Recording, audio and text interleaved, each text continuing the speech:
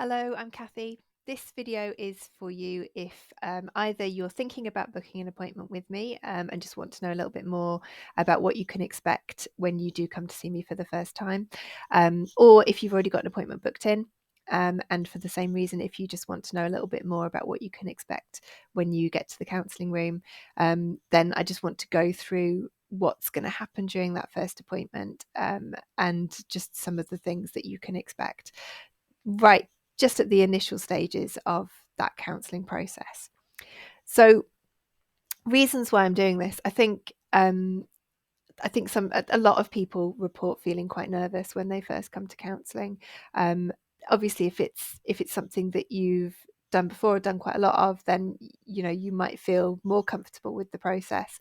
Some people don't report feeling nervous at all, and everybody's different, obviously. But quite a lot of people, when I ask how they feel about being here, which is the first thing I tend to ask, a lot of people will say that they feel quite nervous. So I'm hoping that just by giving you a bit of an introduction to what you can expect when you get here, that might just sort of help to relieve some of those nerves and might just make that process a little bit easier for you for coming here for the first time.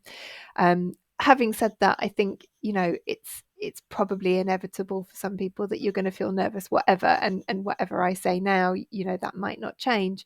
But I'm hoping that this might just help a little bit with that. So I do have two different types of appointments.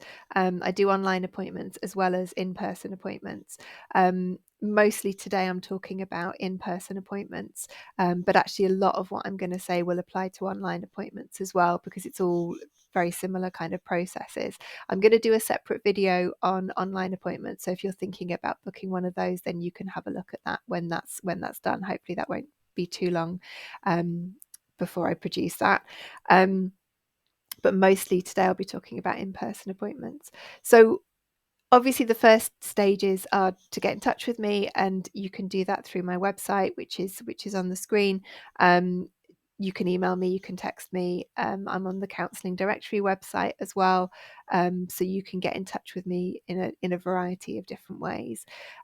Once you've made contact, I will do my absolute best to get back to you quickly. It should be within 24 hours. Often it's much sooner than that. If you contacted me on a Friday or a weekend, then it might just take a little bit longer. But I will do my best to get back to you as soon as I can. And then there's a sort of discussion around actually what's going to be a time, if you do want to book an appointment, what's going to be the best time for you. And I generally will ask you that question, just so I'm not offering you a time that's completely irrelevant.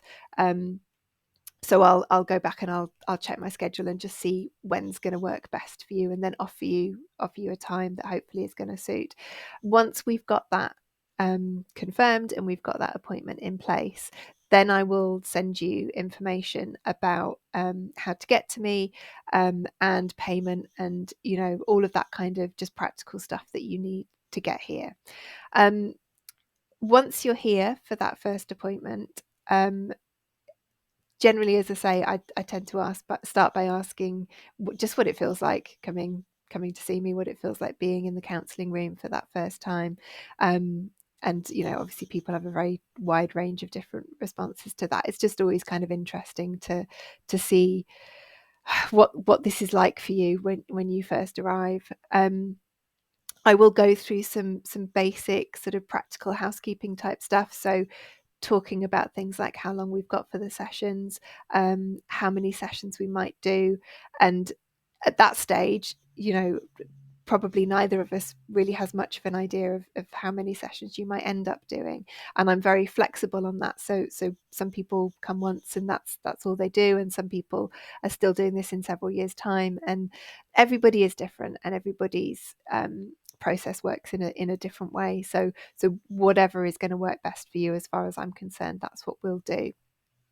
I'll talk to you about confidentiality, which is a really important part of the counselling process. So essentially anything that you say to me during counselling appointments, I'm not going to repeat to anybody else. And for the most part, that is exactly how it stays. There are some exceptions to that, which I will talk through on this. I'll ask you about previous counselling that you might have had, because that's quite a useful thing for me to know as well.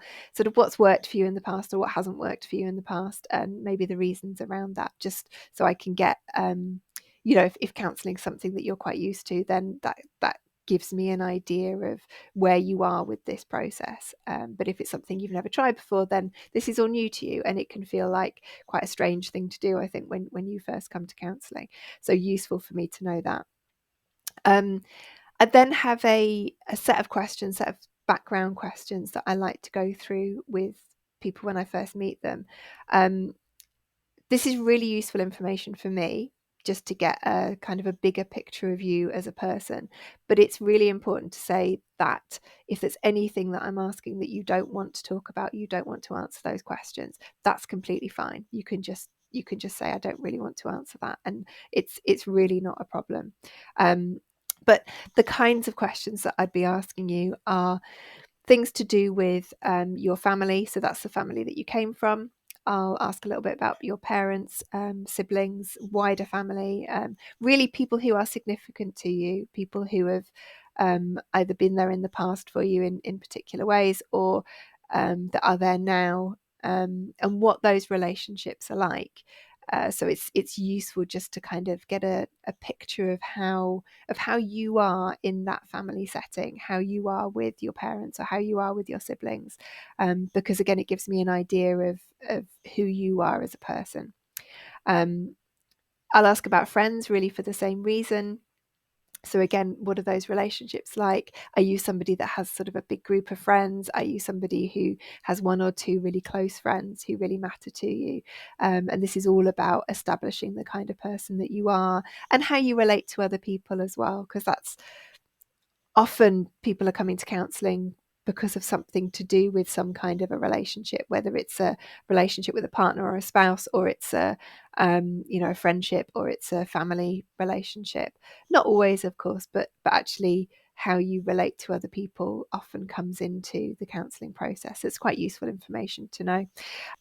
I'd also ask you about work, if you do work, or if you're in education, really just what that's like for you, what kind of work you do, what it means to you, how long you've been there, how important is work in your life, in what way does it matter to you, if it does.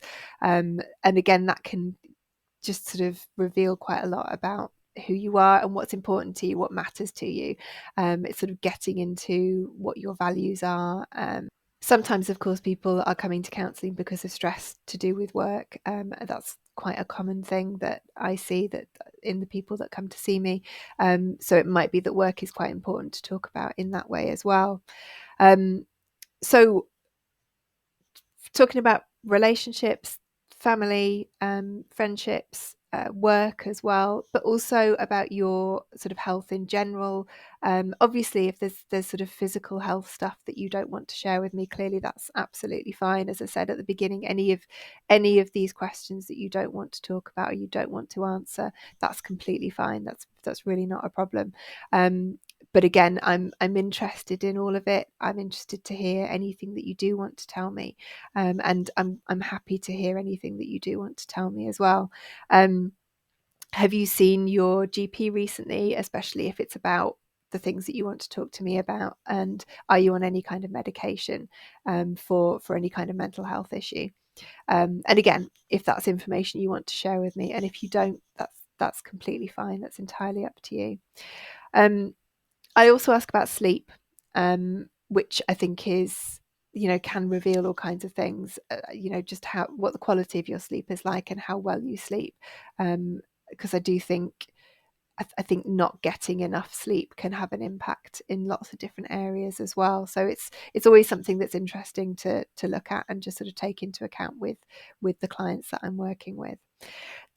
Mostly those are all of the questions that I would be asking you in that first appointment. As I say, and I know I've said it twice already, but I think it's really important to point out that if there's any of that you don't want to talk about, then that's absolutely fine.